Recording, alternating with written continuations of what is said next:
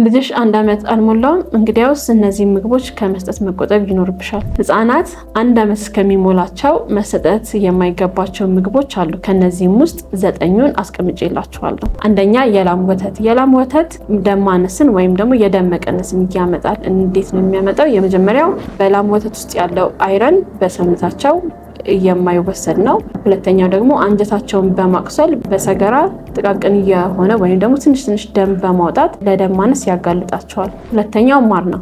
በማር ውስጥ ቦቱሊነም ክሎስትሪዲየም የሚባል ስፖር ያለው ባክቴሪያ አለ።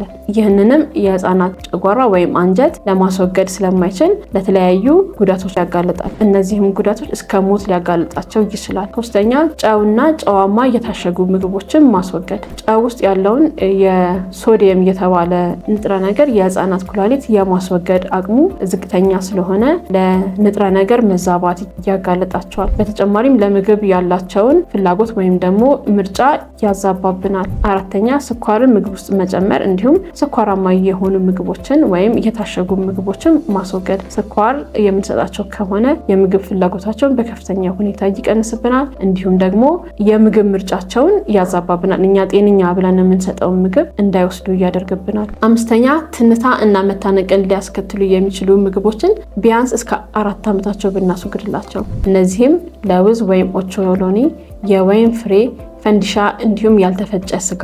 በስድስተኛ ደረጃ ደግሞ ያልበሰሉ ምግቦችን ወይም ደግሞ በአግባቡ ያልበሰሉ ምግቦችን። ከነዚህም ውስጥ ያልበሰለ ወይም በአግባቡ ያልተጠበሰ እንቁላል፣ ስጋ፣ አሳ እንዲሁም አትክልቶችን መብሰል ከሚገባቸው መጠን አሳንሰን ካበሰልን ለተለያዩ ኢንፌክሽኖችና በሽታዎች ሊጋለጡብን ይችላሉ። ሰባተኛ ሻይ፣ ቡና እንዲሁም ካፌን ያላቸውን የሚያነቃቁ መጠጦችን ማስወገድ። እነዚህም ህፃናት የሚወስዷቸው ምግቦች በተለይም አይረን እና ካልሲየም የተባለውን ንጥረ ነገር ሰውነታቸው እንዳይወስደው ያደርጋሉ። እነዚህ ንጥረ ነገሮች ደግሞ ለአእምሮ እድገታቸው፣ ለአጥንት ጥንካሬያቸው እጅግ አስፈላጊ ናቸው። ሁለተኛው የጨጓራቸው ወይም ደግሞ አንጀታቸውን ግድግዳ ማቁሰል ስለሚኖር እነዚህን ሻይ፣ ቡናና የተለያዩ የካፌን ያላቸውን መጠጦች ማስወገድ አስፈላጊ ነው። ስምንተኛ ቅመማ ቅመም ያላቸውን ምግቦች ማስወገድ። ቅመማ ቅመም ከምንላቸው ውስጥ አንደኛው በርበሬ ነው። በርበሬንም ቢሆን ህፃናት 1 ዓመት እስከሚሞላቸው